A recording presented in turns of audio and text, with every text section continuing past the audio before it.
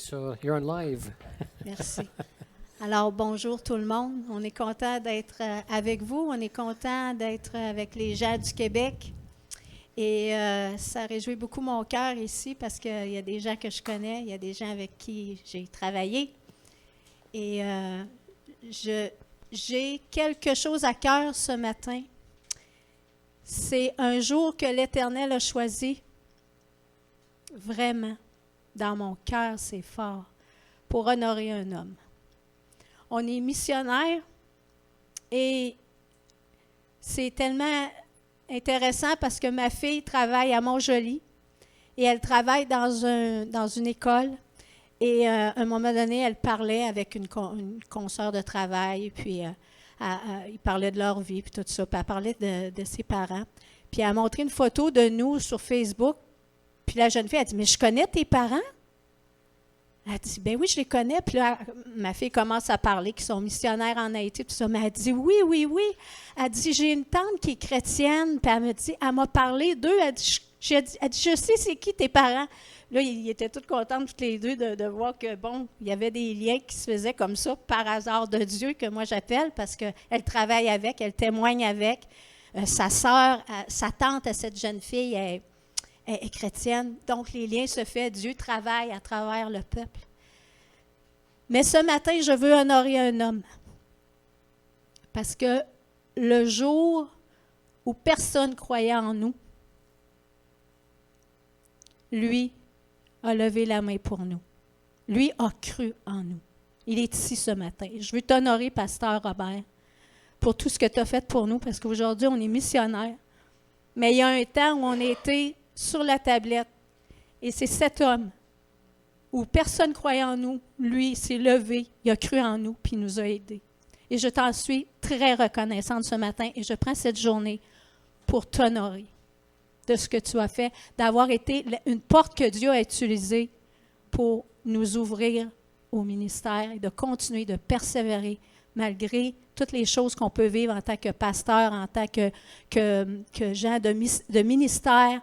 Alors, je voudrais qu'on l'applaudisse ce matin parce que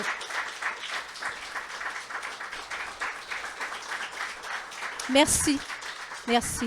C'est un homme avec qui j'ai travaillé 2 ans de temps parce que j'étais sa secrétaire quand il était pasteur dans une autre église. Et ça a été un plaisir de travailler avec toi. Et ça a été vraiment 2 années très, très bien, très bonnes. Alors, je te remercie pour tout ce que tu as fait pour moi, pour l'encouragement aussi que tu me donnais. Des fois, il y avait des journées où le pasteur venait dire « Viens dans mon bureau, là, on va parler. » Puis là, on parlait, on jasait, puis il disait des paroles, puis il m'encourageait. Alors, aujourd'hui, c'est un jour que Dieu choisit pour t'honorer, mon frère. Et tout ça pour dire qu'au Québec, comme en Haïti, comme ailleurs dans les ministères, c'est pas facile. Puis surtout avec ce que vous avez passé, c'est pas facile. Mais ce matin, je veux vous encourager. Un mot, à vous abandonner. Abandonnez-vous au Seigneur.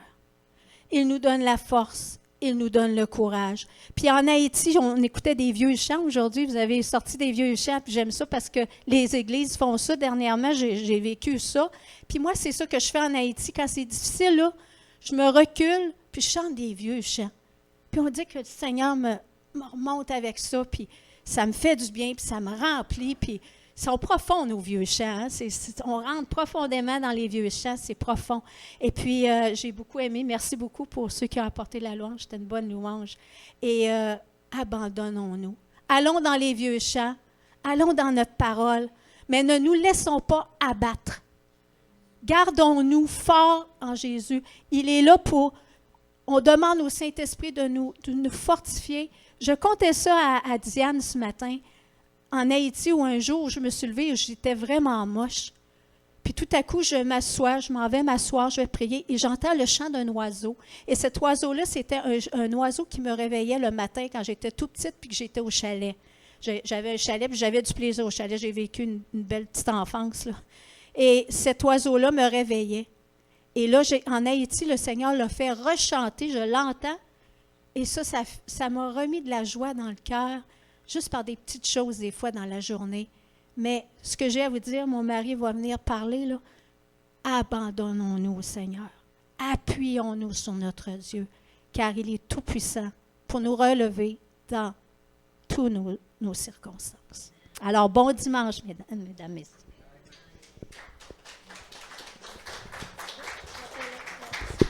Merci, chérie.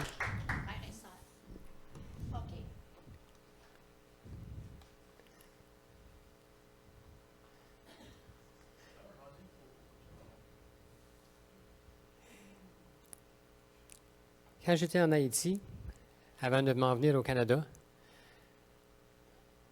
j'étais en réflexion, qu'est-ce que je vais vous partager? Et vous avez tous reçu ce matin une carte qui a cette image dessus. Et le texte, le mot que j'ai écrit dessus, c'est « continuons ». Et ça, c'est le sujet de mon message. Mais j'étais en Haïti et je réfléchissais aux missionnaires que je connaissais. Et je me rappelle quand j'étais jeune chrétien, il y a 30 ans passés, je regardais les missionnaires et c'est comme si on les mettait sur un pédestal. C'est des surhommes. C'est des hommes qui font quelque chose d'extraordinaire, qui vont dans les pays lointains, ils nous apportent des histoires à l'Église quand ils viennent faire une tournée. Mais je regardais ça de mon point de vue. Dans le contexte que je vis, je suis en Haïti depuis 3 ans. Je ne suis pas capable de venir au Canada à cause du COVID. Ou je ne peux pas dire, j'aurais pu venir au Canada, mais je n'aurais pas pu visiter personne. Et le but, durant notre temps en mission, c'est de revenir les étés pour partager ce que Dieu fait en mission, puis de rencontrer les églises, nos familles et tout ça. Et je suis en Haïti depuis 3 ans. Et vous savez pourquoi? Le COVID. Et je suis en Haïti en train de préparer mon message et de dire, mais qu'est-ce que je dois dire aux gens au Canada qui va faire un point de contact avec un missionnaire? Parce que je sentais toujours comme il y a un détachement avec les missionnaires, dans mon cas. Et je trouvais quelque chose, Seigneur, pour partager avec les gens. Et là, ça m'a frappé. Quand on se prépare pour aller en mission, c'est comme si on signe pour y aller. Non? Je m'en vais comme missionnaire et je signe Peter. Et je suis préparé à tout ce qui va m'arriver.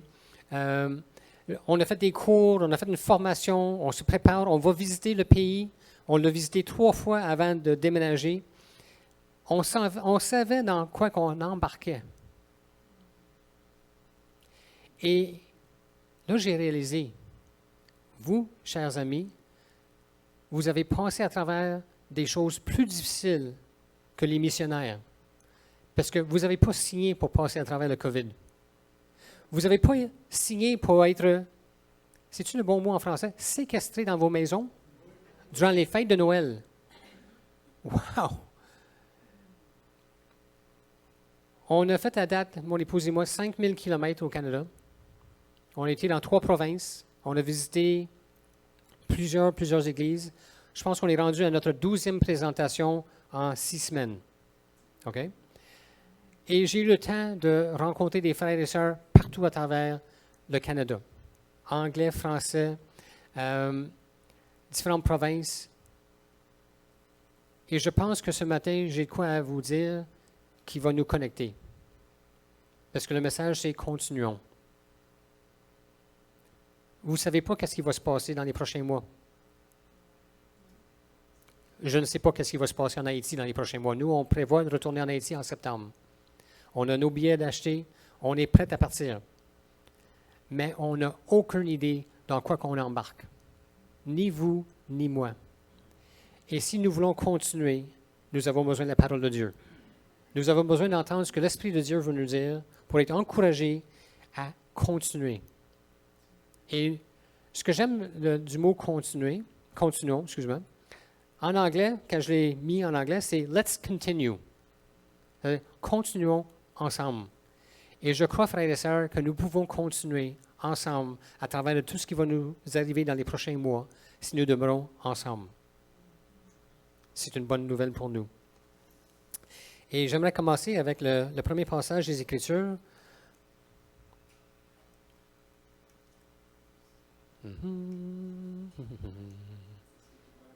Peut-être, hein? C'est ça, il n'est pas allumé. Ça, c'est une bonne affaire, hein? On. There we go.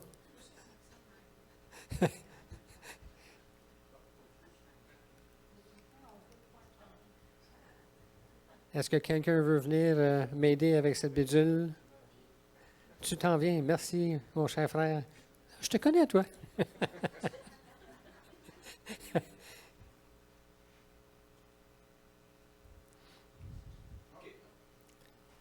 Merci. Regardons ensemble la parole de Dieu pour trouver ce que Dieu veut nous dire, pour nous aider à avancer. Puis, j'ai 5 versets qui bâtissent vers la conclusion de ce que Dieu, je crois, veut nous dire ensemble. Ces mots, une fois encore, indiquent le changement des choses ébranlées, comme étant faites pour un temps, afin que les choses inébranlables subsistent. C'est une bonne nouvelle pour nous aujourd'hui. Nous là. Ce qui veut dire, je le dis en créole, mais nous sommes là. Nous avons été tous ébranlés. Nous en Haïti, par des tremblements de terre, un tremblement de terre, des ouragans, le mort du président du pays, les gangs qui prennent le contrôle du pays, la nourriture qui commence à manquer sérieusement en Haïti. On a été ébranlés. Vous avez vécu, mes chers frères, un temps terrible à cause du COVID. Je suis en Haïti, je téléphone mes enfants, je parle avec mes enfants me racontent ce qui se passe lorsqu'ils vont juste faire l'épicerie puis ils se font crier après par les gens dans les rangées. Et mon cœur fond. Je dis, je ne peux pas croire ça. Mes enfants sont des adultes. J'ai 3 petits-enfants. Un 4e qui s'en vient. Mes enfants ne sont pas bébés. Ils sont des adultes. Mais mon cœur était brisé d'entendre leurs histoires. Je téléphonais depuis 3 ans les pasteurs dans les églises pour dire, cet été, on prépare notre venue. On n'est pas venu 3 fois de suite. Mais pendant ces 3 années-là que j'appelle les pasteurs, puis j'entends les histoires que les pasteurs me racontent, un entre autres, qui ne peut pas nous laisser indifférents. C'est d'entendre parler de la personne âgée qui est fermée dans sa chambre, dans un foyer pour personnes âgées, pas de visite, malade. Mais c'est pas mon pays, ça, là. Vous avez vécu quelque chose de terrible. Ensemble, on l'a vécu terrible. Mais quelque chose, à travers de ça, il est beau, par exemple. C'est que c'est un temps où le Seigneur nous a brassés. Et j'ai entendu des histoires de les églises à travers le Québec, comment les églises ont été brassées. Tous les problèmes qui se sont engendrés dans les églises. On a été ébranlés, mais j'ai une bonne nouvelle. J'ai fait le tour du Québec. J'étais allé jusque dans le nord, jusqu'en Gaspésie, rencontrer des églises partout. On est encore là. On a été ébranlés, mais, comme la parole de Dieu dit, on a subsisté. Je ne sais pas si on peut dire ça en français. Mais nous là, on est encore là. C'est une bonne nouvelle. C'est un encouragement pour nous. Pourquoi? Parce que ça a été dur, mais on est encore là. Ça va être encore peut-être dur, mais on sera encore là. Parce que le Seigneur, c'est lui notre force. C'est lui qui nous tient debout. Mais comment on peut y arriver? Parce qu'il y a des fois des doutes, des choses qui nous fait peur. Mais n'oublions pas, ça c'est un des outils du diable pour nous avoir. C'est la peur. C'est moi qui ai le contrôle. Philippiens 3,13. Frères, je ne pense pas l'avoir saisi, mais je fais une chose, oubliant ce qui est en arrière et en me portant vers ce qui est en avant, je cours vers le but pour remporter le prix de la vocation céleste de Dieu en Jésus-Christ.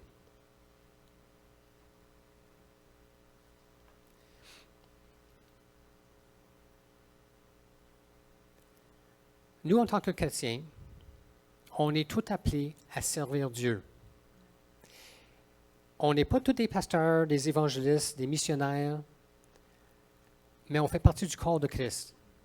Et chacun de nous, on est important. Et Dieu, si vous cherchez Dieu de tout votre cœur, il va vous donner un but pour votre vie.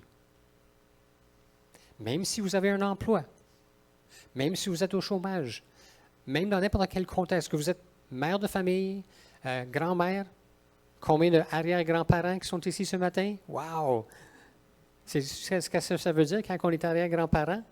Nos enfants sont grands-parents.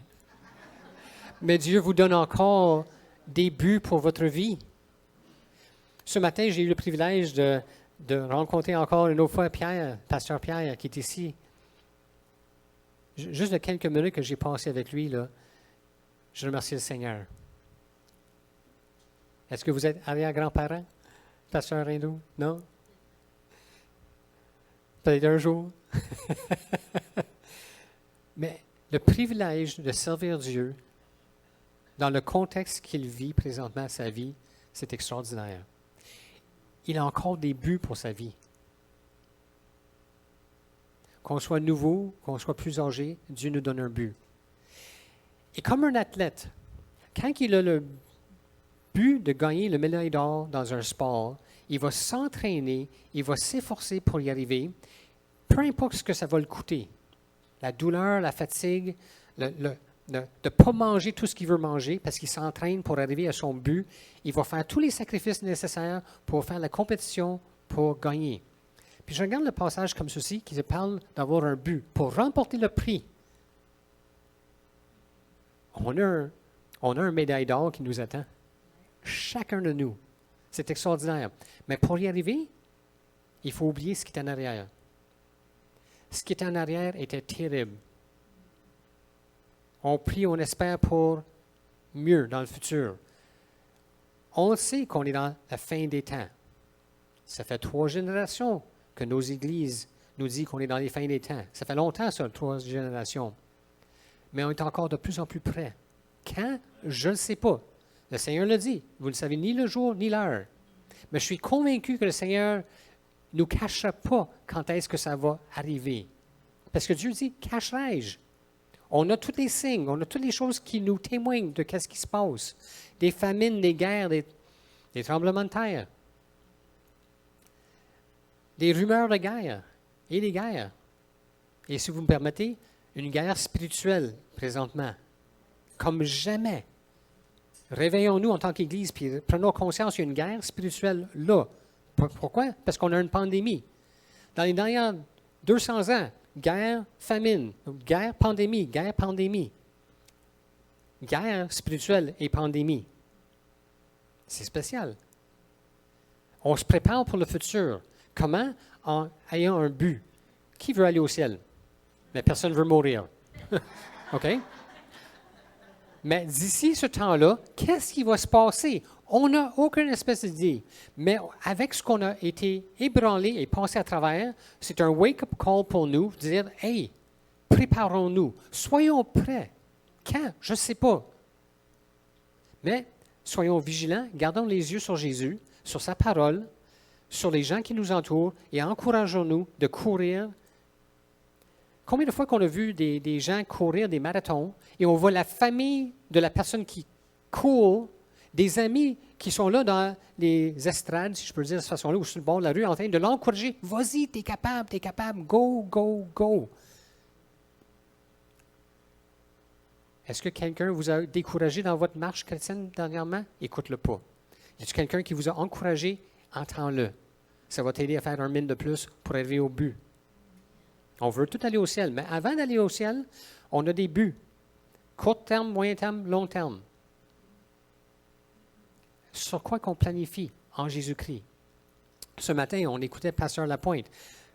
Mon épouse témoignait de Pasteur Lapointe. Pasteur Lapointe, quand on était avec lui à Edmundston, il y avait un but d'établir une église à Claire. Il s'en va la semaine prochaine, je pense, à Claire. Et j'étais là à ses côtés, avec Daniel Jalbert, Stéphane Jalbert, puis on planifiait, puis on faisait de l'évangélisation, on rentrait dans les maisons, on faisait un petit groupe. J'étais là. On a commencé une œuvre à Claire. Et là, le Seigneur m'a emmené à Saint-Anémon et a appelé Daniel pour être pasteur. Un but à court terme. Ce but, il est déjà en arrière de nous. Et là, il est en train d'encore, je parlais avec Pasteur Lapointe, il prépare encore des projets dans le futur à court terme. Il ne m'a pas raconté à long terme, mais je sais, à très long terme, il y a le but d'aller au ciel. Pour y arriver, oublions ce qui est en arrière. C'est dur, mais continuons. En parlant d'athlètes, On n'aime pas ça, hein? Mais je traite durement mon corps et je le tiens assujetti de peur d'être moi-même rejeté après avoir prêché aux autres. Sur le chemin de votre vie, parce que vous êtes croyant, vous avez un appel de Dieu pour un but. Et peu importe le titre que vous avez, vous travaillez vers ce but-là. Mais il faut traiter durement le corps. Il faut dire non au péché. Et hier, quand j'étais avec Pierre, je disais, Pierre, si j'oublie ça demain matin, fais-moi les pensées, je m'en suis servi, je m'en suis souvenu. Nous, en tant que chrétiens, quand on se réveille le matin, on ne projette pas de dire, aujourd'hui, je prends des mauvaises décisions. Parce qu'on a 3 décisions qu'on peut prendre. Puis, c'est assez simple que vous pouvez même expliquer ça à vos enfants, vos petits-enfants et vos arrière-petits-enfants. Quand tu te réveilles le matin, petit bout, tu parles avec le petit, puis tu dis, tu as 3 décisions aujourd'hui, des mauvaises, et parce que tu es élevé dans une famille chrétienne, rappelle-toi, de ne pas prendre des mauvaises décisions. Et ça, c'est un bon encouragement pour nous. Et une réflexion. Quand on se lève le matin, on n'est pas en train de calculer, bon, aujourd'hui, sur ma liste, je prends mauvaise décision, mauvaise décision, mauvaise décision. C'est pas ça qu'on fait. On ne planifie même pas d'être méchant. Parce qu'on est chrétien. On a l'Esprit de Dieu qui est en nous, parce qu'il va nous témoigner. Non, tu ne fais pas ça. Alors, trop souvent, ce qu'on fait, c'est qu'on prend des bonnes décisions. Mais il y a une 3e décision. Et on va en parler bientôt. Trop souvent, on vit notre vie et on prend des bonnes décisions. Mais le problème avec ça, c'est qu'à longue, juste des bonnes décisions, c'est frite. Parce que ce n'est pas la 3e décision. Et la 3e décision, c'est là où on doit faire, on doit traiter durement notre corps, c'est une décision par l'esprit. On se dit chrétien, OK. On se dit né de nouveau, OK. Ça veut dire né de l'Esprit de Dieu. Mais c'est qui l'Esprit de Dieu? Qu'est-ce qu'il fait dans notre vie? Il nous aide à prendre les meilleures décisions pour qu'on puisse faire, comme Paul a dit, marcher de victoire en victoire. Wow! Imaginez aujourd'hui, là, si vous prenez conscience de la capacité que vous avez en Jésus-Christ de prendre toujours les meilleures décisions pour votre vie, ça va être quoi votre demain? Malgré tous les problèmes, ça va être une vie victorieuse en Jésus-Christ, ce à quoi nous sommes appelés. Mais pour y arriver, il faut dire non au je me moi.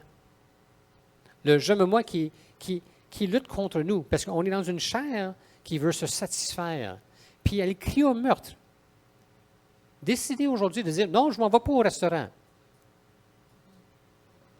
Et vous allez entendre la chair crier. Prenez cette décision. Venez au restaurant après la réunion, mais commandez rien.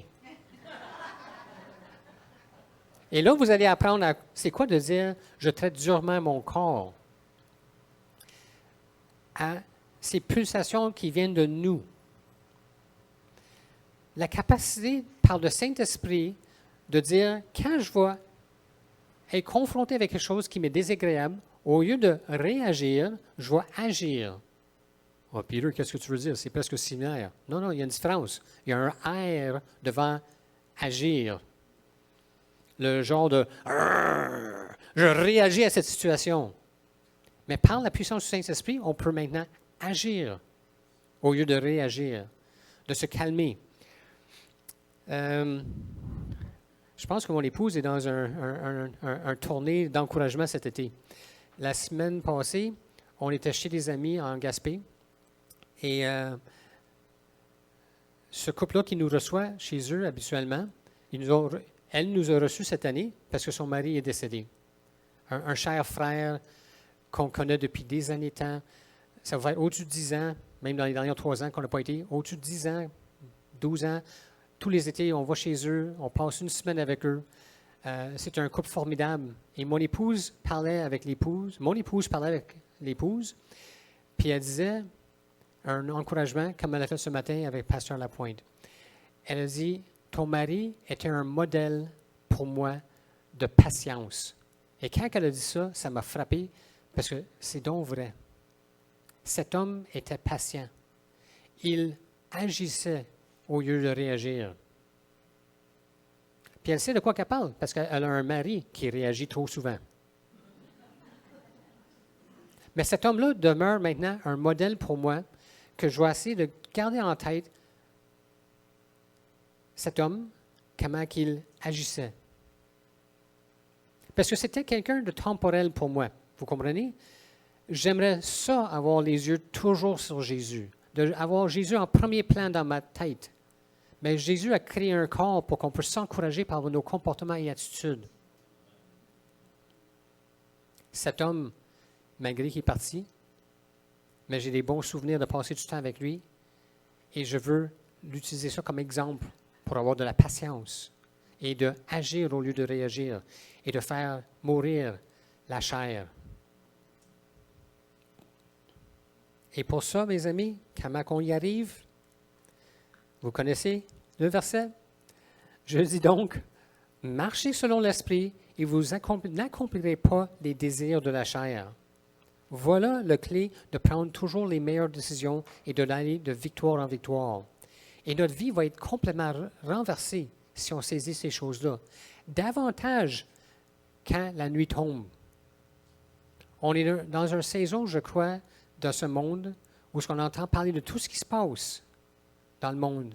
Ça devient de plus en plus noir. Mais j'ai une bonne nouvelle pour vous. Vous allez briller davantage. Comment? Je vais vous l'expliquer. Imaginez pour 2 secondes que ceci est un automobile. Et qu'est-ce qu'on a devant l'automobile? Moi, je suis assis ici, là, puis je suis en train de conduire. Si vous regardez les lumières de l'auto quand elle est allumée, en plein midi, la lumière ne vous aveugle pas. Mais mettez-vous devant la même automobile à minuit, vous allez être aveuglé. Même si vous ne changez pas d'intensité dans les derniers jours, mais vous gardez constant en Jésus-Christ, parce qu'il va faire encore plus noir dehors, vous allez briller juste parce que c'est plus noir. Et les gens vont voir Christ en vous. Quelques-uns vont être attirés, d'autres vont être réfractaires. Dans le contexte que vous allez être, ça peut être différent. Peut-être que vous allez attirer beaucoup de monde. Et peut-être que vous allez repousser beaucoup de monde. Mais restez consistant en Jésus-Christ. Marchez par l'Esprit. Cherchez à marcher vers le but que Dieu vous appelle. Et nous allons ensemble arriver à nos buts et notre grand but qui est avec Jésus.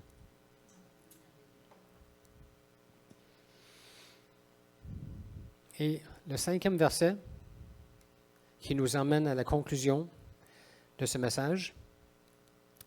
Nous donc aussi, puisque nous sommes environnés d'un si grand nuée de témoins, rejetons tout fardeau et le péché qui nous enveloppe si facilement et courons avec persévérance dans la carrière qui nous est ouverte.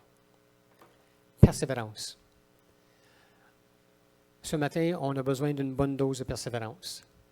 Parce qu'on n'a aucune idée de ce qui nous attend dans la prochaine semaine. Les prochains jours devant nous, les contextes qu'on va être dedans, à la maison, au travail, avec des amis, la famille, confrontés par toutes sortes de choses. Toutes sortes de choses que le diable veut mettre sur notre chemin pour nous empêcher d'avancer. Nous avons besoin de persévérance. Nous avons besoin de sa parole. Nous avons besoin les uns les autres. Courons. Avançons. Donnons-nous des défis de prendre conscience de cette chair, comment elle veut nous arrêter. On ne se lève pas le matin, comme je l'ai dit tantôt. Aujourd'hui, je prends des décisions, mauvaises décisions. Je vais manger du gâteau le matin, midi et soir. J'aurais peut-être besoin de le faire parce qu'en Haïti, dans les derniers 3 ans, j'ai maigri de 20 livres. Quand je tourne de côté, je disparais.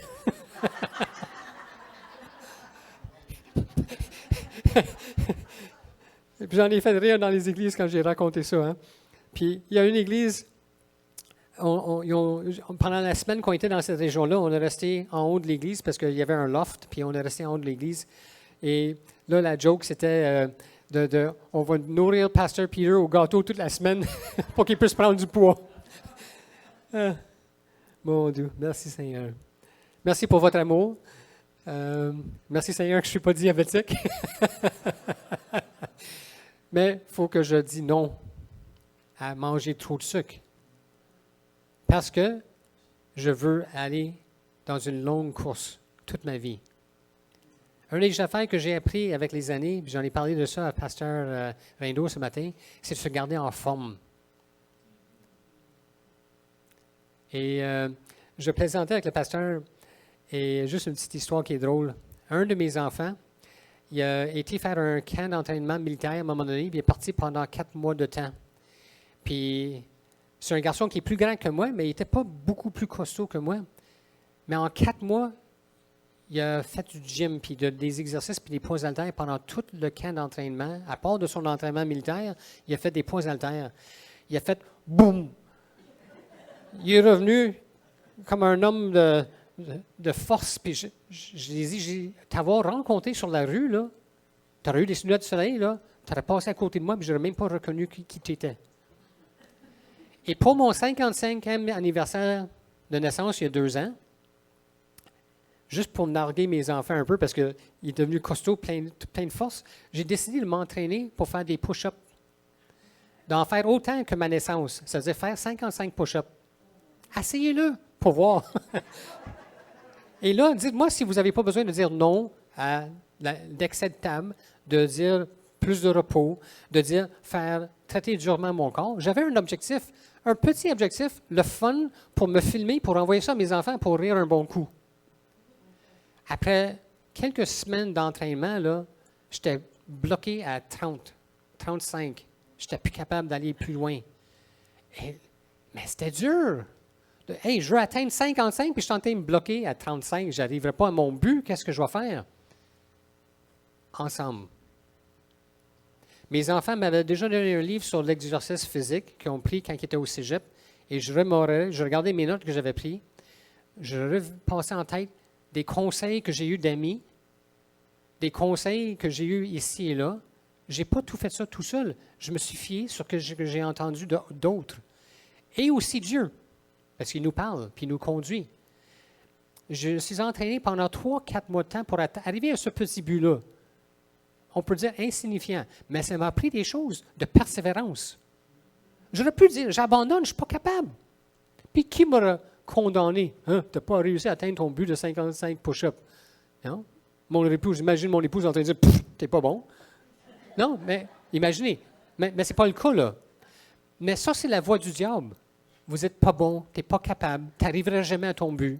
Tu vas toujours être comme tu es, pauvre petit toi. On la connaît, sa chanson, hein? Mais on doit s'arrêter et dire, Seigneur, qu'est-ce que toi tu dis? Qu'est-ce que ta parole dit? Qu'est-ce que les gens bienveillants autour de moi, comme mon épouse a remercié le pasteur, a dit, quand personne croyait en nous, il s'est levé et il dit, moi, je l'encourage. Sa voix nous a portés à retourner dans le ministère, d'être pasteur dans une église, dans une autre église, et après ça, l'appel pour le ministère, qui était un accomplissement de quelque chose que mon épouse et moi s'attendaient depuis qu'on était adolescents, puis on ne connaissait même pas Jésus. L'appel à la mission. On était adolescents tous les deux, puis on voulait être missionnaires, puis on ne connaissait même pas Jésus-Christ comme Seigneur et Sauveur.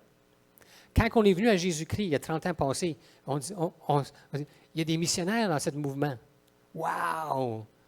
Et là, on a adopté une attitude de vie comme missionnaire au Québec, prête à aller là où le Seigneur nous emmène. Le Seigneur nous a emmenés au Nouveau-Brunswick, dans le Québec, Saint-Anne-des-Monts, Victoriaville. Et après ça, 2 ans de préparation pour partir en mission. Et nous sommes partis. Et comment c'est important la persévérance puis avoir les yeux sur le but? Vous connaissez Michel Charbonneau qui est en Haïti? Michel Charbonneau nous a bien avertis parce qu'on a passé 2 semaines avec lui en Haïti. C'était aussi mon professeur de mission il y a 20 ans passés au collège, 30 ans passés au Collège Willick, donc 20 ans. Michel nous a dit, soyez assurés que Dieu vous appelle en Haïti, parce qu'il n'a pas dit ça comme ça, mais il dit, vous allez vous manger vos bas et vous allez partir. Puis il nous a dit, la plupart des missionnaires en Haïti, leur durée de temps en Haïti, c'est 2 ans. On a passé le cap il y a 2 ans. Ça fait 4 ans qu'on est en Haïti. Mais si on n'aurait pas été persévérant, après la crise, nous, on a vécu, après 2 mois en Haïti, on était là, Seigneur, on est prêt à retourner à la maison. On veut effacer notre signature, puis on veut rentrer. Un peu le sentiment que vous avez vécu en plein milieu du COVID, vous avez sûrement dit à Dieu, est-ce qu'on peut retourner en arrière, s'il vous plaît? C'était bon en arrière. Parce que là, ce qu'on vit, c'est l'enfer. Et pensez à ça. Nous, on s'en va au ciel. Notre enfer est ici sur terre, présentement. Juste une réflexion. Elle n'est pas bonne, mais ça nous donne des points de repère pour nous faire comprendre comment le ciel va être bon pour nous. Parce que ici, c'est sur notre enfer. Les gens qui ne connaissent pas Jésus, leur ciel est sur terre parce que c'est l'enfer qui les entend. Voyez-vous le contraste? Seigneur, garde nos yeux sur l'appel que tu nous donnes, chacun de nous, de vivre notre vie en tant que disciples de Jésus-Christ sur cette terre jusqu'à temps que tu viennes nous chercher ou jusqu'à temps qu'on meure. Parce qu'on a besoin de persévérance. It's not easy. It's not easy. Dans 6 mois, je vais être en Haïti en principe. Mais j'aimerais ça faire un petit tour pour venir vous poser la question, comment ça a été dans les derniers 6 mois? J'espère qu'il y a une partie de ce message qui vous a gardé près de Jésus et persévérant jusqu'à temps que vous arrivez dans 6 mois, dans 1 an, dans 5 ans, etc. Que Dieu vous bénisse, mes amis. Que Dieu vous donne courage, persévérance, force, foi, et prenez tout ce que Dieu vous a donné ce matin et gardez-le comme Marie faisait. Elle gardait toutes ces choses, la mère de Jésus, quand elle voyait tout ce qui se passait avec la vie de son fils, elle a gardé toutes ces choses dans son cœur. Ça a dû être un encouragement pour persévérer, même à travers la mort de son fils. Que Dieu vous bénisse à travers de ce que vous allez passer à travers, avec force, courage, persévérance, et tous les fruits de l'Esprit. Amen. Amen. Amen. Ce matin, non seulement que j'ai eu le temps et le privilège de vous partager la parole, mais j'aimerais aussi vous partager un petit peu ce qu'on fait en Haïti. Et on va commencer avec des images. Tantôt, je parlais de comment c'est difficile de vivre en Haïti. Ça, c'est juste des petits exemples concrets de choses qui arrivent. Juste l'été passé, en 1 mois de temps, je veux juste parler de ce mois-là pour que vous puissiez avoir un aperçu de ce qui nous tombe dessus en Haïti. En 1 mois, l'été passé, 3 ouragans. Vous voyez ce bâtiment? C'est le même bâtiment 1 seconde plus tard, après le tremblement de terre de notre région. On a eu un plus grand tremblement de terre dans notre région que ce qu'ils ont eu à Port-au-Prince. Mais parce qu'on est dans une région moins peuplée que Port-au-Prince, moins d'édifices, ce qui est arrivé en Haïti il y a plusieurs années passées, où tout a tombé, c'est arrivé dans notre coin aussi du pays. Et mon épouse et moi, on était couchés dans le lit ce soir-là. On était en Haïti l'été passé. On n'était pas revenus durant l'été. Et tout d'un coup, c'est comme s'il y avait un 18 roues qui passait juste devant notre chambre à coucher. Tu sais, quand ça brasse la maison, qu'un 18 roues passe devant la maison ou à côté de toi, puis tu sens la terre qui est... J'ai senti ça, puis déjà, je disais à mon épouse, tremblement de terre. Parce que c'était trop gros pour être juste un petit tremor. On a essayé de sortir de notre lit, de notre chambre, parce qu'on a des filets autour du lit, des filets sur les portes pour les maringouins. J'haïs les maringouins. Et on a essayé de sortir de notre chambre à travers de tous les filets. On n'a pas eu le temps de sortir dehors que le deuxième a frappé. Pas le tremor, mais c'était vraiment le tremblement de terre. Mes amis, ça shake à gauche et à droite, ça shake en haut en descendant. Tu as la misère, tu as l'impression d'être sous raide et tu essaies de sortir de ta maison en courant. C'était fou. Et là, mais ça continue là, pendant un instant. Là. Ça shake, ça shake, ça shake, ça shake, ça diminue, ça diminue. Et là, tu regardes la maison si elle va avoir tombé à terre, puis elle n'a pas tombé à terre, merci Seigneur. Mais là, c'est tout le désastre qui passe à travers de tout ça. On a été appelé en Haïti pour aider les organisations à développer des écoles de métiers. Ça, c'est notre objectif à long terme. Ce qu'on fait présentement, c'est qu'on est dans des milieux scolaires. On enseigne l'informatique. J'enseigne aussi des cours pas théoriques, mais pratiques en physique et en électronique. On est aussi en train de préparer un cours biblique qu'on va donner à des gens par informatique pour que les nouveaux chrétiens qui vont venir dans une des églises avec qui on travaille, ils vont être capables de faire un cours biblique et informatique et apprendre l'informatique en même temps. un 2 pour 1. Un peu comme Jésus. Il nourrissait les gens puis il prêchait la parole. Merveilleux. On aide les organisations à développer une école de métier et apprendre aux enfants en Haïti de faire plus que juste répéter ce qu'ils apprennent à l'école. Parce que beaucoup d'écoles, ils n'ont même pas de papier et crayon, ils n'ont pas de livre. Et les enfants regardent tout ce que le professeur va mettre sur le tableau et ils répètent. 2 plus 2 font 4. Hein? Le capital du Canada, c'est Québec City. Non, non. Tu comprends? Ce que je veux dire, c'est que les enfants en Haïti, ils ont une bonne mémoire, mais ils apprennent à rien faire avec leurs mains, pour la majorité. Et c'est une très grande population d'enfants qui vont à l'école. Puis malheureusement, il y a autant d'enfants qui vont à l'école que d'enfants qui ne vont pas à l'école à cause de l'économie du pays. C'est-à-dire que quand ils arrivent tout à l'âge adulte, ces enfants-là, ils ont la tête remplie d'informations, mais ils ne savent rien faire avec leurs mains. Et nous, ce qu'on est en train de faire, c'est d'emmener les enfants à apprendre quelque chose, à faire quelque chose avec leurs mains, avec des ordinateurs, avec des équipements électroniques, des équipements de physique. Le pasteur, directeur de l'école avec qui on travaille principalement, là où on reste en Haïti, il enseigne à les enfants la couture, il enseigne à les enfants à faire la cuisine. La première fois que j'ai rencontré pasteur Patrick, il n'était pas à l'école. Je suis allé à l'école pour le rencontrer. Mon épouse a dit, va le visiter. Elle avait eu une connexion avec cette école-là. Je m'en vais à l'école. Il est pasteur d'une église de centaines de personnes. Il est pasteur d'une école avec des centaines d'enfants. Il est directeur de l'école de centaines d'enfants.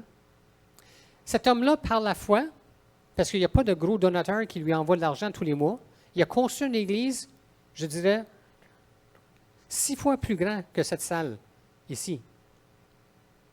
C'est un homme de vision, il y a des buts, et je l'accompagne dans le ministère que le Seigneur l'appelle, et moi je suis là comme un aide, un soutien pour l'encourager à faire des écoles de métier. Il fait de la couture, il fait la cuisine, là on fait de l'informatique, physique expérimentale, électronique. Imaginez maintenant comment ces enfants vont avoir appris tellement de choses avant même de finir le secondaire. Quoi? Un peu comme nos enfants. Mais si tu es en Haïti et tu regardais qu'est-ce que les enfants apprennent à l'école, mais vous dites, mais c'est pauvre comme éducation, comme enseignement, parce qu'ils n'ont pas d'outils. Les enfants en Haïti, ils n'ont jamais touché une loupe. Ils savent c'est quoi une loupe, mais ils n'ont jamais brûlé une fourmi avec. Ou une moustique. Non, mais je dis ça pour rire, là, mais c'est la réalité, là. C'est les enfants. Ils ont fait des cours de sciences, ils ont fait des cours en informatique. Au secondaire en Haïti, le programme est exigé qu'ils apprennent l'informatique. Ils n'ont pas d'ordinateur. Quand j'étais en Haïti, on a passé 2 ans dans une place, puis on a déménagé dans une autre place, puis ça fait 2 ans qu'on est là. Mais dans la première place, je vivais dans une communauté chrétienne, avec des familles chrétiennes. On vivait tout ensemble, en communauté. On avait une école pour 200 enfants, et dans notre communauté, on avait 30 enfants. Un des enfants de notre communauté, quand elle est allée au secondaire, elle était dans les dernières années secondaires quand on est arrivé, elle a appris un langage qu'on appelle Fortran. Y a-t-il des gens ici qui connaissent c'est quoi le Fortran, à part de Pierre, puis Pierre et un autre Pierre? Les 3 Pierre, les 3 Peter connaissent c'est quoi du Fortran. C'est un vieil langage qu'on n'utilise presque plus. Ça date des années 80. J'ai fait du Fortran après avoir fait du langage basic quand j'étais au secondaire. Ça fait longtemps, ça. Ces enfants apprennent le Fortran par équation sur papier, mais ils n'ont jamais programmé avec un ordinateur. Ça leur donne quoi, ça? Ils apprennent la physique. J'ai donné des cours de physique les premières années que j'étais là. Il n'y avait pas de matériel, sauf le matériel que j'ai emmené. La première école dans laquelle j'ai travaillé, j'enseignais l'informatique au secondaire. Le directeur de l'école. Mais il était-tu un homme heureux de m'avoir avec lui parce que j'avais emmené des ordinateurs en Haïti, puis j'enseignais ses élèves à faire de l'informatique avec un ordinateur. Il était le directeur le plus heureux dans toute la région parce que je n'ai pas entendu parler d'autres écoles dans notre région qui avaient des ordinateurs. Là, le Seigneur m'emmène dans une autre région. Et qu'est-ce que je fais dans l'autre région? Je forme les gens à être des formateurs en informatique, en physique, puis en électronique. C'est-à-dire que je ne me concentre plus directement avec les enfants avec les enfants. Je suis en train de maintenant de développer des gens parce que je veux voir le ministère multiplier. Je ne suis pas là pour que toute l'attention soit sur moi. Je suis là pour l'attention soit sur eux et qu'eux, ils prennent leurs responsabilités et prennent ce que je peux leur apporter, mes 5 pains et mes 2 poissons que je leur donne. Faites-le multiplier. Et on va voir où est-ce que le Seigneur emmène tout ça. Mais pendant le tremblement de terre, notre ministère a dû prendre un petit virage. Pas nécessairement la mienne, mais plutôt mon épouse. Elle enseignait dans les milieux scolaires. Mais quand le tremblement de terre est arrivé, elle a dû arrêter de travailler dans le milieu scolaire parce qu'on avait reçu de vous, les Canadiens, Québécois, des gens ici au Canada, qui nous ont envoyé de l'argent pour aider avec les mesures d'urgence. Et je vous remercie si vous avez fait partie des gens qui ont contribué pour aider. Mais quand un tremblement de terre arrive, ce n'est pas la reconstruction des maisons qui est nécessaire en partant, c'est la nourriture. Parce que les gens n'ont plus accès aux routes, le transport. Il y a tellement de choses qui ont arrêté quand ça a implosé, mais les gens avaient faim. Puis avec un des pasteurs avec qui je travaille, je recevais de l'argent du Canada, puis je dis, c'est quoi les besoins? Il dit, Peter, c'est la nourriture. J'ai dit, OK, qu'est-ce qu'on peut faire? Il dit, moi j'ai contacté un grand ministère en Haïti. Il y a un ministère en Haïti qui s'appelle Baptist Haiti Missions. Une grande organisation, il s'occupe de 50 000 enfants, année après année. Et le ministère existe par un couple qui ont commencé en Haïti à 20 ans, puis aujourd'hui, ils ont 90 ans. Mais l'épouse est décédée dans la dernière année ou deux. J'ai rencontré cette madame. 90 ans qu'elle avait, 70 ans de ministère en Haïti, puis leur ministère s'occupait de 50 000 enfants. Ils venaient des États-Unis, ils avaient un gros budget. Ils ont préparé 1500 sacs de nourriture. Des gros sacs IGA, là. Mais le pasteur a dit, j'ai accès à avoir ces 1500 sacs, mais je n'ai pas l'argent pour le faire transporter. Parce qu'eux, ils ont préparé, mais ils ont dit, venez le chercher. Mais j'ai dit, combien ça coûte? Il m'a dit le montant. J'ai dit, parfait. J'ai dit, je t'envoie l'argent, fais venir le camion. On a eu pour 1500 personnes. Il est non seulement pasteur d'une église, directeur d'une école, mais il est aussi représentant sectoriel, c'est-à-dire qu'il s'occupait de 10 églises, quelque chose comme ça. Il a pu envoyer des sacs dans les 10 églises. C'est-à-dire qu'on a couvert une grande région, là où on reste, avec les offrandes que les gens ont envoyées pour qu'on puisse aider. Je peux mettre une parenthèse. Moi, quand j'ai vu ça, j'ai vu à quel point le Seigneur prenait soin de son Église. Parce que ça, c'est surtout dans le monde chrétien, l'aide qu'on a eue. Ça a été donné dans des églises, dans des familles chrétiennes. Je voyais vraiment Dieu qui prenait soin de sa famille en Égypte. Amen. Après qu'on a distribué la nourriture, je suis allé voir Pasteur Patrick, puis j'ai dit, c'est quoi les besoins? Il dit, moi, ce que j'aimerais faire, c'est d'aider le plus de monde que je peux. J'ai dit, parfait. On s'est assis, on a discuté ensemble. J'ai dit, pendant que l'argent arrive, et si ça continue à arriver, on va aider. Son objectif, c'était de donner un peu de matériel à autant de monde qui pouvait pour les aider à redémarrer, à reconstruire, réparer leur maison. Parce qu'il y a beaucoup de maisons dans notre région, davantage les maisons dans les montagnes qui n'ont pas des maisons, sont des fermiers. Ils ont des maisons, on va voir une photo bientôt, rudimentaires. En ville, c'est plus des maisons avec des murs de béton, un toit de béton ou des toits de tôle. Et beaucoup de maisons ont été brisées dans la ville, mais pas détruites.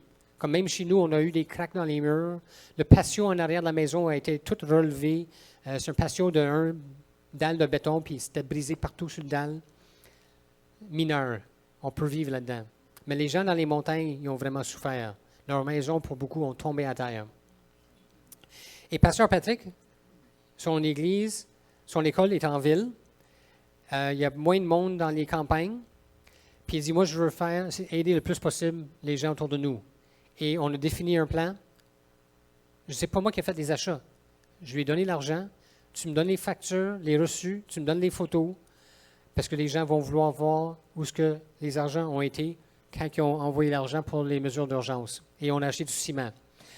J'ai un autre ami avec qui je travaille depuis longtemps en Haïti, même avant de déménager en Haïti. Il s'appelle Jean Larcot. Jean, il y a un ministère dans les montagnes, en arrière de où je reste.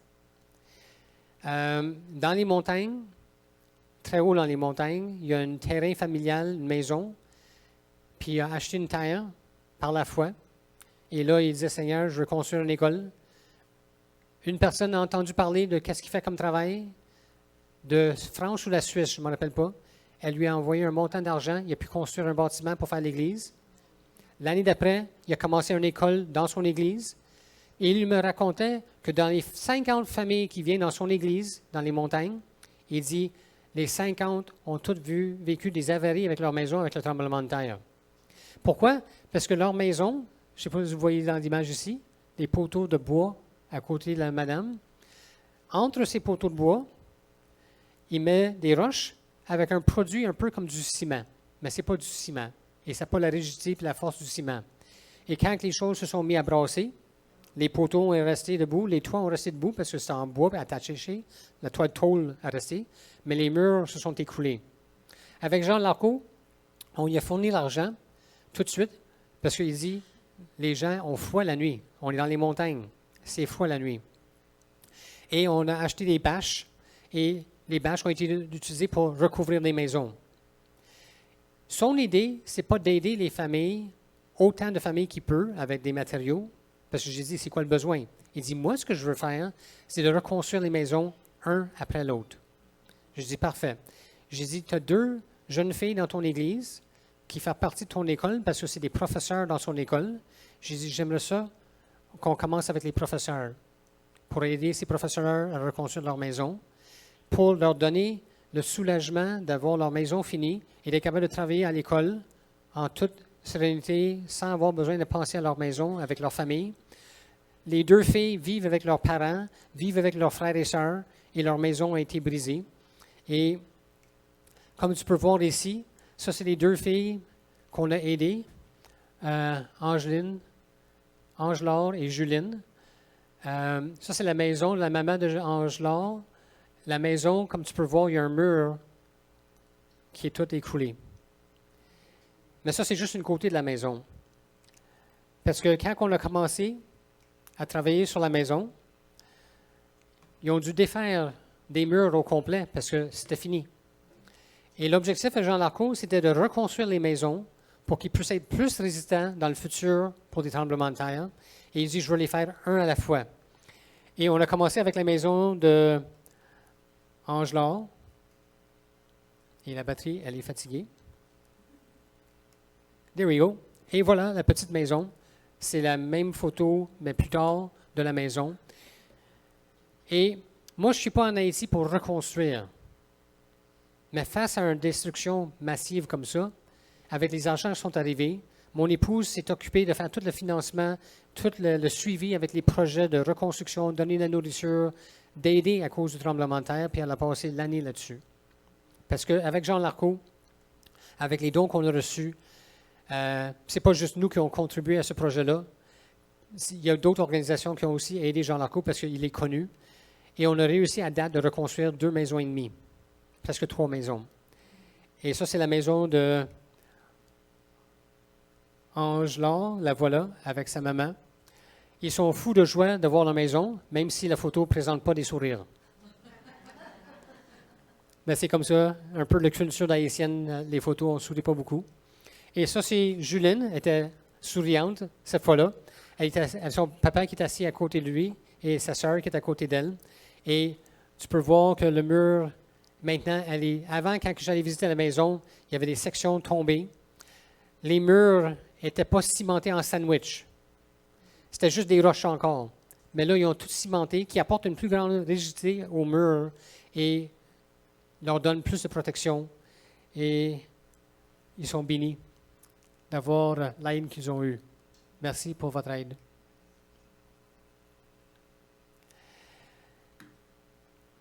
Deux semaines avant de partir d'Haïti, nous, on vit dans une région qui s'appelle les Cayes.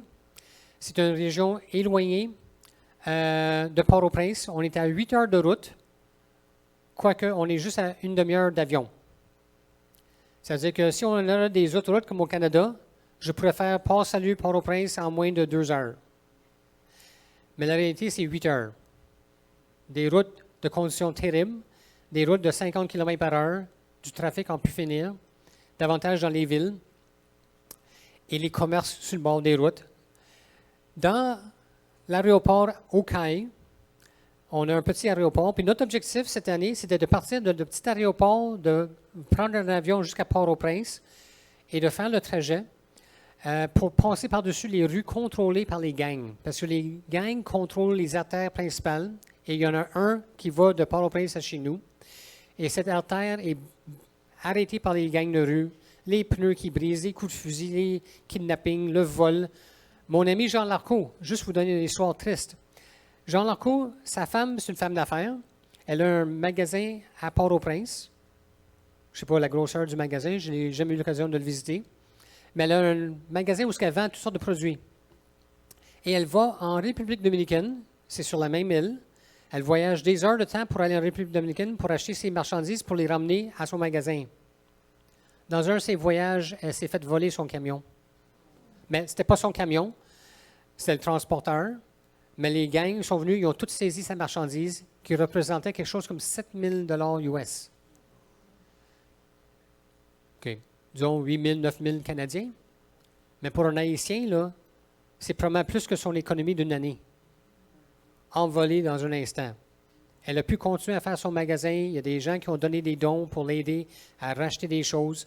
Jean-Luc me dit, ça va bien. Ça a été un coup dur, mais il va remonter la pente. Et quelques semaines plus tard, Jean Larco, mon ami, il sort d'une banque avec l'argent pour un des ministères parce qu'il s'occupe de 3 ministères différents. Okay? C'est un pasteur, il est connu dans beaucoup d'organisations et il travaille pour 3 organisations. Et il sort de la banque avec de l'argent l'autre jour pour une des organisations. Ça veut dire qu'il y a beaucoup d'argent sur lui. Et les malfaiteurs sont encore plus rusés que ce qu'ils étaient avant. Ils n'ont pas attendu en sortant de la banque parce que c'est trop évident maintenant. Ils se sont organisés 2 gars. Ils embarquent dans son char. Ils décollent avec son char. Un des gars arrête sa moto devant son auto, le fait freiner comme un malade parce qu'il se fait couper. Et l'autre arrive avec le fusil sur la tête et dit « Donne-moi ton argent ». Mais c'est la réalité. Haïti ressemble au Far West. Je ne sais pas si c'est une expression que vous comprenez. Je ne sais pas comment la traduire en français, là. Mais chacun pour soi. Les gens sont de plus en plus armés. Ça devient un chaos total. Priez pour moi, mais priez plus pour Michel Charbonneau, parce que lui, il était à Port-au-Prince, dans un quartier pauvre, défavorisé. Quand j'étais là, puis je restais chez Michel, il y a 6 ans passés, pendant 2 semaines de temps, on entendait au moins un coup de fusil par nuit. Mais il dit, Peter, ça c'est rien. Il y a 20 ans passés, quand je suis arrivé, tous les soirs, c'était des dizaines et des dizaines de coups de fusil. Mais je ne sais pas c'est quoi maintenant. Ça doit être très difficile à Port-au-Prince. Michel, son école a dû fermer pendant les pires moments dans les dernières années avec les gangs qui prennent le contrôle, le président tué. Ça, c'est une autre chose. Je ne sais pas si je l'ai mentionné tantôt. Ouragan, dans 1 mois, 3. Un tremblement de terre, puis le président du pays tué et les gangs qui prennent le contrôle du pays. C'est fou ce qui se passe en Haïti. Et là, vous dites, mais vous êtes fous de retourner là-bas. Dieu ne nous a pas dit non, de ne pas retourner. On a acheté nos billets, puis on est vigilant. On voyage toujours avec des Haïtiens autour de nous. Quand on arrive en Haïti, à l'aéroport, mon ami Jean Larco part de chez lui, vient me chercher à l'aéroport pour m'emmener à l'aéroport local. Et c'est ce qu'on a fait pour sortir. Et notre sortie, malgré l'avion qui a été attaqué dans l'aéroport à côté de chez nous, ça c'est notre petit aéroport, là, dans un coin tranquille en Haïti, les malfaiteurs sont arrivés, ils ont brûlé l'avion à terre. Là, je suis à 2 semaines de partir, puis je dis, oh non, qu'est-ce qui va se passer? 4 jours plus tard, j'appelle l'aéroport, on a tout nettoyé, on est ouvert, ça continue. Les Haïtiens sont résilients. Ils travaillent ensemble, ils font des coups stupides ensemble, mais ils font des bons coups aussi ensemble. Pasteur Patrick, il a une église. Sur le 2e étage, au-dessus de son bureau, les bureaux d'administration de l'église et de l'école, au 2e étage, il y a un espace qu'il n'utilise pas. Puis quand il a vu tout le projet qu'on fait, puis ça fait 2 ans qu'on travaille avec lui, il a entrepris à construire une salle informatique. Son rêve, c'est d'avoir 50 ordinateurs et que tous les enfants dans son école puissent apprendre l'informatique. Je suis très content de sa vision. Mais je leur ai déjà dit, je ne suis pas là pour construire. Je suis là pour vous aider à avancer. il a entrepris la construction lui-même par la foi, en espérant qu'il y ait des donateurs qui vont donner l'argent. Et c'est ça qu'il vit, tranquillement. Et nous, à un moment donné, on regardait la situation, puis j'ai dit, puis quand est-ce que ma nouvelle classe informatique va être prête? Il dit, les prix des matériaux ont triplé à cause des gangs, puis à cause de tout ce qui se passe en Haïti. Et je dis, bon, qu'est-ce que je peux faire pour t'aider? Il dit, moi, j'aimerais ça faire un escalier pour monter au 2e étage. Je dis, en ce cas-là, combien ça va coûter? Là, je vais voir mon comptable, mon épouse, mon amour. J'ai dit, chérie, on a-tu un peu d'argent qu'on peut aider? Et elle a dit oui. Je suis allé voir le pasteur et j'ai dit, voici l'argent. Et ça fait des mois et des mois et des mois et des mois qu'on attend que le gars vienne faire le travail. Même s'il a eu tout l'argent pour le faire, il n'est pas encore venu. Bienvenue en Haïti. Toute chose finit par arriver, mais plus tard. Ce qui veut dire plus tard. Le gars s'est fait blesser. On l'avait aussi engagé, le même gars, pour venir faire des travaux chez nous. Puis, je lui donne l'argent pour acheter les matériaux parce qu'il y avait un bon prix. Puis, on a déjà vu ce qu'il avait déjà fait dans l'école. Puis, le pasteur me disait, oui, il travaille bien. J'ai dit, parfait. J'ai dit, voici l'argent. J'ai besoin de faire un couvert pour mon puits. On a attendu des mois et des mois et des mois. Et là, je l'appelle le gars. J'ai dit, regarde, j'ai dit, il faut que tu viennes. Là, je pars bientôt pour le Canada. Il faut que ce soit fini avec que je pars. Il s'est blessé. Je pars. Je regarde Monas. Monas, c'est un homme qui travaille chez nous. Je regarde Monas, là. J'ai dit, va falloir que tu gères le projet. Je ne suis pas là. Puis, en fin de compte, ils ont géré le projet, puis ils ont installé le couvert, puis ils ont réinstallé la pompe, puis tout fonctionne bien. 2 mois plus tard, Monas m'appelle. Peter, la pompe est brisée. Puise l'eau avec une chaudière. Qu'est-ce que tu veux? Je ne suis pas là. Mais on n'est pas là pour faire la construction. Mais la réalité, c'est qu'ils en ont besoin. Ils ont besoin de l'aide. Du Seigneur, tu pourvois nos besoins. Quand on a un surplus, on aide. Et là, il est en train, cet été, c'est l'avancement de ce projet-là. J'espère qu'en septembre, ça va être fini. Et ça, c'est une photo de mon épouse. J'aime la narguer avec cette photo parce que moi, je voulais prendre les cours de moto, puis elle dit non. Mais comment c'est ça que tu prends la moto puis tu te promènes en Haïti en moto? Moi, je veux une moto. Elle dit, j'haïs ça. Mais un jour, Marie-Josée est partie travailler, puis la circonstance faisait que Monas, qui travaille chez nous, il y a une moto, puis il a offert à Marie-Josée un lift, puis elle a été, l'année passée, pendant qu'elle travaillait dans l'école, elle allait à l'école pour travailler avec les tout-petits. Et voilà Marie-Josée avec les tout-petits. Puis c'est toujours un temps de joie pour les enfants quand le blanc arrive à l'école, parce qu'ils ne sont pas habitués de voir les blancs. Puis là, c'est toucher Marie-Josée, crier. Ils voient Marie-Josée s'en venir vers la classe, puis là, tout le monde crie, Marie-Josée arrive. Puis elle fait un mini-tempête en arrivant à l'école. Et les enfants l'entourent avec joie. Puis elle enseigne les enfants, elle fait des jeux, tout axé sur Jésus. Notre vie est axée sur Jésus. On prêche en tout temps par nos comportements et attitudes en Haïti. Et là, au besoin, on ouvre la bouche. Moyen d'intéressant d'évangélisation, hein? Chers frères et sœurs, évangélisez en tout temps par vos comportements et vos attitudes. Et là, au besoin, ajoutez des paroles. Quand vous allez gagner les amis comme amis, là, vous pouvez parler de Jésus et ils vont vous écouter. Si vous êtes évangéliste, prêchez en tout temps, ouvrez votre bouche, faites ce que Dieu vous dit. Mais si vous n'êtes pas d'évangéliste et vous voulez savoir comment évangéliser, pas de réaction, des actions, des comportements, des attitudes qui attirent l'attention des gens, qui leur donnent un peu d'espoir, et vous posent la question, c'est quoi cet espoir que vous avez, que vous dégagez? Et là, ils vont vous écouter. Ça ne veut pas dire que vous allez les gagner à Jésus. Mais le Seigneur ne vous a jamais dit de convertir les gens. Il vous a encouragé à évangéliser, à partager votre foi avec les gens. Et si on adopte ça comme attitude d'évangélisation, peut-être que ça va être quelque chose de nouveau que vous allez essayer et dire, « Wow, Jésus touche les gens autour de moi. » Oui, mais combien sont sauvés? Je ne sais pas. Ce n'est pas ça qui est important, parce que vous ne savez pas qu'est-ce qui se passe dans le cœur. Vous n'avez pas de loupe pour regarder à l'intérieur. Et avec cette semence qui est là, qui grandit, peut-être quelqu'un d'autre va l'arroser, et tout d'un coup, ça va fleurir et faire de eux des disciples de Jésus-Christ. Excusez-moi, j'aurais une question. Oui? Tantôt, tu disais que les gens qui ne peuvent pas se servir de l'humain, les gens, Oui? est-ce qu'ils sont capables d'écrire maintenant à la main? Oui, oui, les enfants apprennent à écrire. Quand ils ont accès à des crayons, des stylos et des choses comme ça, c'est très varié en Haïti. Il y a des enfants, malheureusement, ils vont à l'école toute leur vie, puis sortent de l'école aussi ignorants qu'ils ont rentré, parce qu'ils n'ont pas de matériaux. Ils ont réussi à passer leur examen parce qu'ils développent leur mémoire, parce que c'est primordial de développer la mémoire. Et en plus, là, parce qu'on est enregistré, je ne parlerai pas de certains sujets à ce sujet-là, mais les conditions de vie des enfants, ce n'est pas très bon en Haïti. OK? Leur milieu scolaire, pour beaucoup d'enfants, c'est défavorable, c'est pas très beau.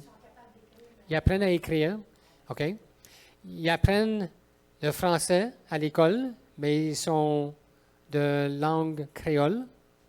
Ça cause des problèmes aussi dans leur apprentissage. Beaucoup d'enfants, ils arrivent au secondaire, puis ont été à l'école en français toute leur vie, mais ils ne savent pas plus parler en français. C'est créole.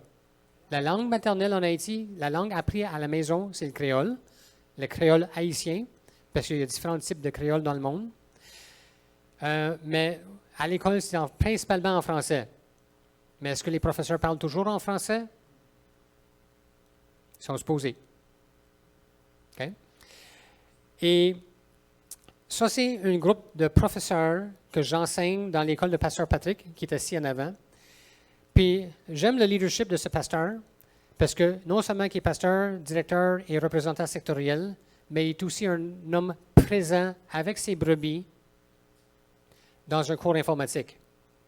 Il n'avait pas vraiment besoin d'être dans mon cours informatique parce qu'il y a un ordinateur et il sait l'utiliser. Il a appris des choses dans mon cours informatique, par exemple. OK? Mais il est là, présent, avec ses professeurs pour donner l'exemple. Et je le félicite régulièrement pour sa présence dans notre cours, parce que de voir le leader qui est assis avec les gens, qui fait comme les gens, ça donne un bon témoignage aux gens de l'importance de l'informatique. L'objectif dans son école, c'est d'avoir 50 ordinateurs, d'avoir tous les enfants qui apprennent l'informatique. Je ne peux pas faire ça. Ça veut dire que je multiplie ce que j'ai comme connaissance. J'ai commencé à faire de l'informatique à l'âge de 17 ans et j'en ai 57. Et à un moment donné, une partie de ma vie, j'étais directeur de recherche et développement dans une entreprise où j'étais le directeur en informatique. J'arrive en Haïti avec beaucoup d'expérience. J'ai développé pour eux, l'été passé, parce que je ne suis pas venu au Canada, j'ai passé mon été à la maison à mettre tous mes cours d'informatique que j'ai préparés pour Haïti. Je les avais sur papier et et sur ordinateur, j'ai décidé de tout informatiser mes cours. J'ai informatisé 5 cours l'été passé en informatique, en ligne. C'est-à-dire que les professeurs ont accès à mes cours par Google, parce que c'est dans une plateforme de Google, Chrome, de Google, ça s'appelle Classroom. Et les professeurs, par leur téléphone cellulaire, ils ont presque tous des téléphones cellulaires, les professeurs, par leur téléphone cellulaire, ils ont accès aux cours, s'enregistrer, sont tous enregistrés dans le cours, dans la plateforme d'apprentissage en ligne. Parce que quand ils viennent dans mon cours, dans la 2e année, tout était informatisé, et j'ai fait le cours par informatique, par ordinateur, ce qui leur donne l'expérience d'Internet, l'informatique et tout ce bon monde-là. Mais j'ai fait 5 cours. Et la plupart de mes étudiants ont fait 1 cours et demi, presque 2 cours à date. Et ces professeurs-là, dans le futur, c'est eux qui vont enseigner l'informatique dans cette école-là, avec des ordinateurs. Wow! Ça, c'est incroyable. Durant la dernière année, non seulement que j'ai fait ces cours informatiques-là, j'ai aussi mis en ligne un cours biblique qu'on va utiliser pour enseigner la Bible avec un cours biblique en ligne dans la même plateforme. Non seulement ça, que durant l'été passé, j'ai préparé 2 cours que j'ai donnés cette année à des professeurs. C'est-à-dire, le cours ici, c'est un cours en électronique. J'ai devant moi un jeu d'enfants électronique avec des résistances, des capaciteurs, des diodes et toutes les choses comme ça, des composantes électroniques. Et j'ai enseigné les 2 hommes qui sont debout à côté de moi. Le jeune homme qui est là, c'est un directeur de secondaire. À côté de lui, c'est un professeur en apprentissage au primaire. Et ces deux hommes-là, quand on avait présenté ça à l'Église, on a dit on a besoin d'hommes ou de femmes qui veulent apprendre l'électronique expérimentale avec Pasteur Peter. Puis ces deux personnes sont venues me voir pour dire j'aimerais ça apprendre l'électronique. Mais j'ai dit si je vous l'enseigne, c'est pour que vous l'enseigniez aux enfants. Ils ont dit d'accord. J'ai passé la dernière année à enseigner à ces deux jeunes hommes-là l'électronique expérimentale. Et cette journée-là, juste avant que je quitte, c'était la première journée qu'on était avec les enfants. Et j'étais juste là pour faire l'introduction aux enfants, pour expliquer qu'est-ce que je faisais, qu'est-ce que j'ai fait et qu'est-ce qu'eux vont vous enseigner. Ça se multiplie. Ça avance. Ça, c'est la carte que vous avez. Ça, c'est un de mes étudiants. Il s'appelle Jean. Et ça, c'est un autre de mes étudiants qui s'appelle Timothée. Timothée travaille avec Jean Larcoux dans les montagnes. Il travaille avec le pasteur dans l'Église. Il est un étudiant dans cette école-là. Pourquoi je dis cette école-là? Parce que c'est lui le directeur pasteur de cette école-là. C'est une nouvelle école avec qui je travaille. Mais ce n'est pas moi qui va travailler là. C'est Jean, mon étudiant. C'est son groupe. C'est lui qui les enseigne. C'est pas moi. Je suis juste là pour faire l'introduction, pour dire Jean s'occupe de votre classe. Et le directeur de l'école, j'ai dit, va chercher des professeurs qui ont des ordinateurs parce que je n'ai pas assez d'ordinateurs pour cette nouvelle école. Les professeurs sont organisés, ceux qui avaient des ordinateurs qui sont venus. Et Timothée est un étudiant de cette école-là. L'étudiant est en train d'enseigner les professeurs à faire de l'informatique. Jean, il est plus mature, il est plus âgé, il est capable de gérer la classe, mais Timothée, il est là pour aider Jean à enseigner les professeurs à faire l'informatique. Les choses se multiplient. L'été passé et encore cette année, un de mes étudiants a pris les ordinateurs que j'ai laissés à l'école et durant le camp d'été a fait une classe informatique puis il ne m'en a même pas parlé. Cette photo, je l'ai reçue il y a quelques semaines pendant que j'étais au Canada. C'est une photo de cet été. Il a refait ce qu'il a fait. La première été, après avoir enseigné un paquet de gens, le premier été, j'ai dit, prenez les ordinateurs, si vous avez un camp d'été, prenez-les si vous voulez. Ils ne me l'ont jamais dit. Je l'ai appris en septembre l'année passée. Et quand je suis parti cette année, je l'ai dit au pasteur Patrick, j'ai dit, les ordinateurs sont encore là. Utilisez-les. Et Anderson, un de mes étudiants, qui avait de l'expérience en informatique, c'est un gars qui fait des dessins. Il faisait des dessins par ordinateur, des petites cartes pour les étudiants. Durant l'été, Anderson, encore cette année, a pris les ordinateurs avec un groupe d'enfants, puis c'est lui qui les enseigne. Maintenant, on est en train d'enseigner des enfants avec de mes étudiants. On est arrivé là-bas avec nos 5 pains, nos 2 poissons, avec les choses qui leur manquaient. On a équipé ces gens-là pour qu'ils puissent multiplier ce qu'ils ont appris. Merci Seigneur. Merci pour votre soutien et j'espère que vous avez été bénis ce matin. Et il est midi moins 5. Non, il est midi moins 2. Ça veut dire que ça vous donne 2 questions, 1 minute chaque. Si vous avez une question, s'il vous plaît, posez la question. Je vais la répéter pour ceux qui nous écoutent en ligne et on va essayer de répondre à vos questions. Oui? Vas-y. Tu en as juste un matin, par exemple.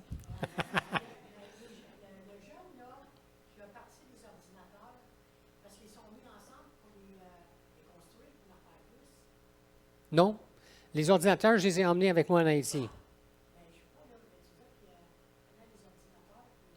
Oui, ils ont pris. Moi, j'ai laissé les ordinateurs que j'ai apportés du Canada. Oui. Moi, j'ai apporté des ordinateurs du Canada. Et juste, OK, la question était, est-ce que les enfants ont conçu des ordinateurs? Non. On a apporté des ordinateurs avec nous en Haïti et on les a laissés avec l'école en question. Et ils les utilisent dans un cadre qu'on a défini pour qu'ils puissent utiliser les ordinateurs. OK? Parce qu'on veut toujours protéger les ordinateurs de les faire voler. OK? Parce que ça vaut cher pour eux. Quand tu dis que la plupart des gens ruraux dans les montagnes gagnent 2 $ par jour US, puis un ordinateur te coûte 100 $, 200 $ US, ça veut dire 100 jours de travail. Il faudrait que quelqu'un travaille pendant 100 jours. C'est des mois de travail pour acheter un ordinateur et de ne pas faire nourrir sa famille. Tu comprenez? Et ça, c'est un groupe d'élèves. Il y en avait quelques-uns qui sont dans ce groupe-là, que je les reconnais de dos, qui étaient dans la classe tantôt avec l'expérimental électronique. Ces enfants-là sont maintenant présentés beaucoup de sujets et travaillent avec leurs mains. Oui?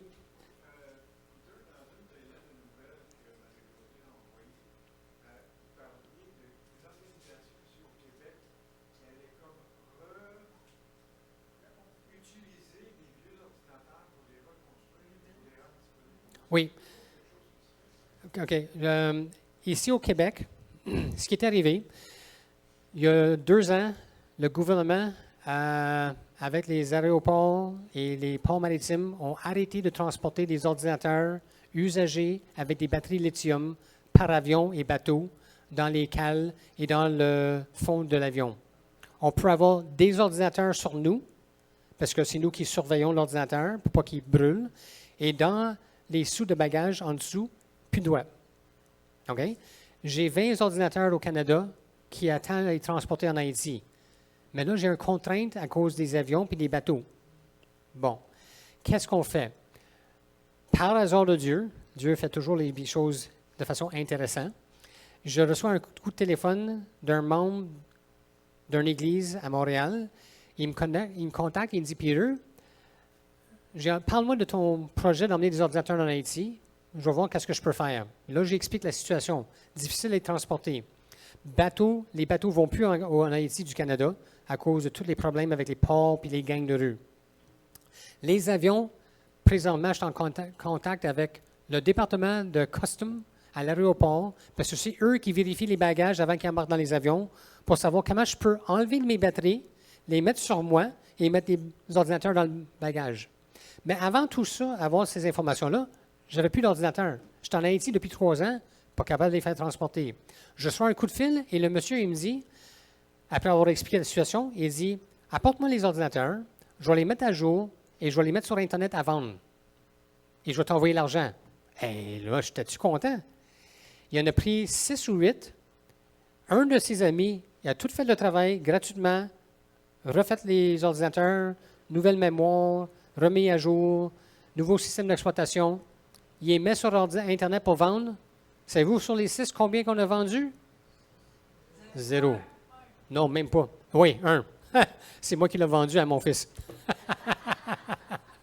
Il en avait besoin d'un. J'ai dit, il est super l'ordinateur, là, vraiment. C'était vraiment bien fait comme travail. Là. Je l'ai vendu, mais c'est moi qui l'ai vendu à mon fils. Mais les 5 autres, je les ai en main, et là, je projetais de les apporter dans nos bagages à main à moi et mon épouse. Mais on n'a pas vendu d'ordinateur. Il a même baissé le prix de 100 $. Ça ne s'est pas vendu sur Internet. Mais habituellement, c'est les églises qui me les donnaient. Pourquoi les églises voudraient le reprendre? Ben, oui. Mais là, ce qu'on est en train de faire, hein, je suis en communication avec le bureau de douane de l'aéroport pour leur dire, j'enlève les batteries des ordinateurs parce que j'ai le droit d'avoir 20 batteries sur moi dans l'avion. Ça veut dire que je pourrais emmener mes 20 ordinateurs s'ils acceptent de les mettre dans les bagages parce que les batteries ne sont plus dedans. C'est là la négociation. J'espère que ça va passer. Sinon, cette année, je vais en emmener 6. Et l'été prochain, si on retourne en Haïti, 6, etc. Hein? Non, 6 en tout. 3 chaque. Et c'est là qu'on a essayé de... Au moins, on va être en train d'emmener 6.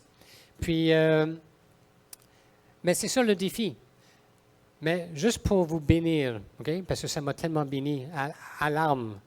J'étais en Haïti juste avant de quitter, quelques semaines avant de quitter Haïti. Et là, on est en temps de prière.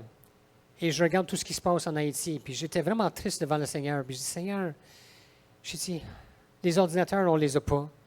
On a besoin d'équipement. Je suis en train de les former. Le pasteur veut avoir une salle informatique avec des ordinateurs. Jean Larcourt veut finir des maisons. Je dis, Seigneur, c'est tellement décevant ce qui se passe en Haïti. Fais quelque chose pour nous aider, pour aider ces gens.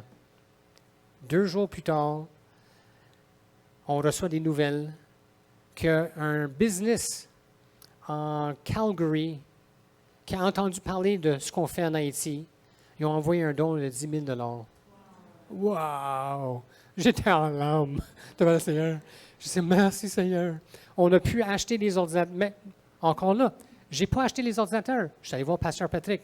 Voici, j'ai un montant d'argent, parce qu'on a pris l'argent pour faire les maisons, pour faire ci, pour faire ça. J'ai dit, Pasteur, j'ai un montant d'argent pour acheter des ordinateurs.